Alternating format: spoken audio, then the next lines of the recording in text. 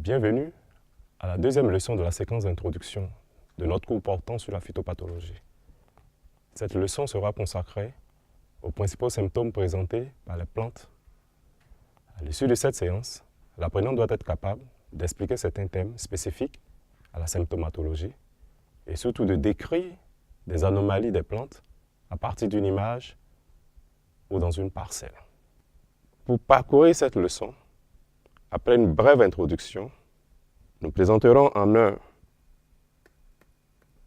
les changements de coloration affectant les plantes, en deux, les altérations d'organes, en trois, les modifications anatomiques, et en quatre, la production anormale de substances. En introduction, nous dirons que, en général, on confond l'apparition des symptômes au début d'une maladie. Et pourtant, la maladie commence dès que la première cellule est infectée, mais ne sera manifeste qu'après un délai.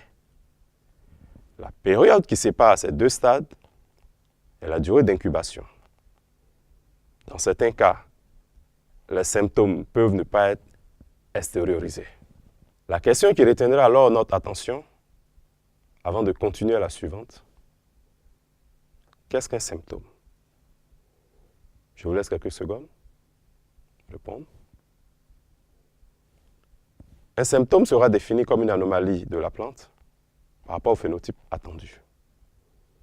Comme illustré sur cette image-là, nous avons des plants de bananier, le plant A, ensuite le plant B, de la même variété de bananiers plantés à la même date. Quel constat faisons-nous? Le plan B a une taille très réduite comparé au plan A. Il s'agit bien ici d'un symptôme de nanisme observé chez le plan B. De même, observons les feuilles de manioc. On peut dire feuille M et feuille MA. Nous observons que la coloration des deux feuilles est différente. La feuille M est apparemment saine et la feuille MA présente une modification de sa coloration. Lorsque les symptômes sont observés sur une plante saine, pour la première fois, on parlera de symptômes primaires. Alors que les symptômes seront dits secondaires quand une plante se développe à partir d'un organe déjà infecté. Sur cette image, de la partie aérienne d'un plant de riz, nous observons des feuilles présentant des décolorations ainsi que des glumelles. Et ces décolorations brunâtres sont dues à un champignon responsable d'une maladie appelée l'helminthosporiose. Ces plants de riz se sont développés à partir de semences saines et certifiées. Alors les symptômes observés sont des symptômes primaires. Par contre, si les graines présentant ces anomalies sont utilisées pour le prochain cycle cultural, vu que ce champignon se transmet par les semences, les plants se développant présenteront des symptômes dits secondaires. Outre cette définition, cette notion de symptômes primaires peut être relative à l'origine de l'ensemble des anomalies observées sur une plante. Certains parlent de symptômes causes. Dans ce cas, les symptômes secondaires sont les conséquences des premiers. Et d'autres parlent de symptômes conséquences. Par exemple, des nécroses racinaires dues à un parasite du sol seront des symptômes primaires alors que le flétrissement de la plante qui suivra est un symptôme secondaire. L'ensemble des symptômes qui se succèdent au cours d'une maladie constitue un syndrome. Quels sont les différents types de symptômes qu'on peut observer chez une plante malade? C'est ce que nous verrons dans la suite. Mais il est important de signaler que nous n'aurons pas une liste exhaustive. Nous parlerons plutôt de quelques principaux symptômes. Les anomalies peuvent concerner la coloration des organes végétaux. Ces modifications de couleur affectent surtout les feuilles, mais également les fleurs, les fruits, les tiges et les racines. Elles peuvent avoir une origine fongique, bactérienne, virale, phytoplasmique ou abiotique. Les changements de coloration imputables aux virus, viroïdes et phytoplasmes s'apparente aux symptômes de désordre nutritionnel. Sur cette photo, nous observons un rougissement des feuilles de cotonnier, caractéristique d'un phénomène d'anthocyanose. Cette anomalie pourrait résulter d'une synthèse accrue de pigments spécifiques, à savoir les anthocyanes. Sur cette feuille de bananier, outre la coloration verte normale, nous observons des taches pâles à jaunâtres pouvant résulter d'une perte de la capacité de synthèse chlorophyllienne accompagnée de la destruction des molécules de chlorophylle préexistantes dans les tissus affectés. On parle alors de chlorose qui peut intéresser une partie ou la totalité d'un limbe isolé ou du feuillage d'une plante. Quand la chlorose est limitée aux nervures, on parle d'éclaircissement des nervures.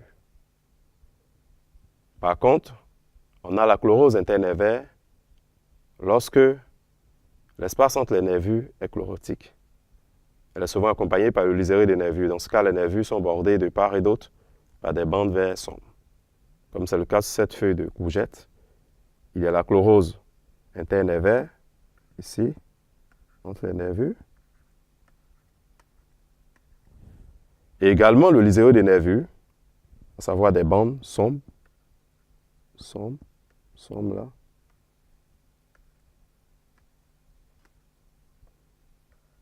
Sur cette image, nous avons une mosaïque. En fait, qu'est-ce que c'est? C'est une alternance régulière de plages vert clair ou vert pâle et vert sombre ou jaune clair et jaune sombre.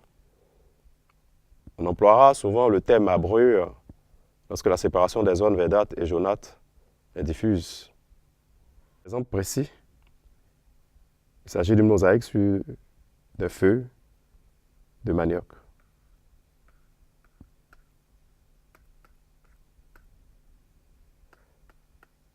Vous voyez bien cette alternance-là. Vert sombre, vert clair, vert sombre, vert clair. Sur cette feuille de bananier, nous avons également une mosaïque. Vert sombre, vert clair, vert sombre, vert clair. Dans certains cas, la formation de substances foncées s'observe fréquemment en tant que manifestation pathologique par accumulation de mélaline. Cette feuille d'agrumes, nous observons ce noircissement, ici, là.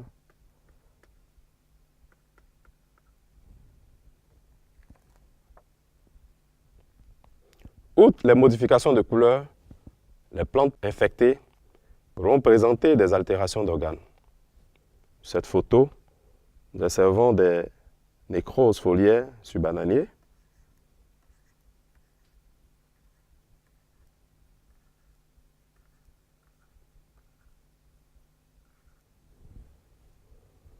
Elles correspondent à la mort des cellules. Elles peuvent avoir des origines diverses, notamment bactéries, virus, champignons ou carences nutritionnelles. Ces nécroses peuvent apparaître aussi sur les fruits. Par exemple, sur les fruits de tomates, nous avons une nécrose apicale. Les tiges ou rameaux présentent parfois aussi des nécroses apicales ou des nécroses corticales appelées chancres. Illustrez cette photo provenant d'un manguier. Il y a des nécroses apicales, mais aussi des chancres. En plus d'être externes, ces nécroses peuvent être internes. Comme ici, nous avons le tissu conducteur de ce pseudo-tronc de bananier. Voilà, nous avons une nécrose brunâtre.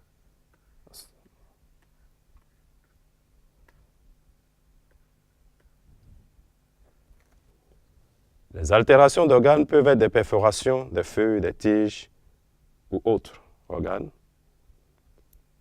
Comme cette photo-là, nous avons une perforation des feuilles de manioc, conséquence de la chute de parties infectées. Nous avons ici encore des perforations, mais cette fois sur une tige d'un acadier, due à l'effet des grêlons. Ce sont ces perforations qui sont là. Comme autres symptômes, nous avons des flétrissements qui peuvent être observés sur des plants malades, comme ce plant de tomate. Le flétrissement se manifeste par une perte de turgescence et une fanaison des organes verts. Ici, le feuillage. Il s'agit d'une altération du système conducteur, notamment le xylème, et a une origine non parasitaire et parasitaire. Le flétrissement peut être brutal ou progressif, dans le cas des trachéomycoses, réversible ou irréversible. Outre le flétrissement, on peut aussi observer une décomposition des tissus du végétal qui perdent leur consistance et deviennent mous. Ce symptôme est appelé la pourriture. Comme sur ces photos, nous avons la pourriture de la couronne de banane, ainsi que la pourriture des cabosses de cacaoyer. On caractérise habituellement les pourritures par leur degré d'hydratation, à savoir de proportion en eau, et leur coloration. Compte tenu du degré d'hydratation, on distingue les pourritures sèches et les pourritures humides. Les pourritures sont aussi caractérisées par leur coloration. Par exemple, la pourriture brune des cabosses de cacaoyer, vous voyez bien la coloration brune. Les qualificatifs permettent de décrire le faciès que présentent les tissus malades. Lorsqu'on parle de pourriture noire, les tissus affectés présentent une coloration noire. D'autres modifications anatomiques peuvent concerner la tige et les rameaux, comme ici nous avons un gonflement des rameaux du cacaoyer. De nombreuses modifications anatomiques peuvent être observées sur les feuilles suite à des infections virales ou à des facteurs abiotiques. Sur ces feuilles de Nicotiana, on observe une boursouflure. En B, sur cette feuille de bananier, voyons bien une distorsion foliaire, bien sûr incluant encore une mosaïque déjà observée auparavant. Et enfin, comme autre symptôme, dans le cadre de cette leçon-là, une production anormale de substances qui pourrait constituer un trouble pathologique. Ces exudations sont des écoulements de substances plus ou moins liquides à partir des tissus malades. Sur cette photo, nous avons une production de gomme, à savoir une gommose sur un manguier. La gommose peut apparaître chez certaines plantes saines, mais en cas de production anormalement importante, elle constitue une indication de trouble pathologique. Que peut-on retenir de cette leçon? Nous dirons que le début d'une maladie précède les symptômes et qu'un même symptôme peut être induit par des causes très diverses.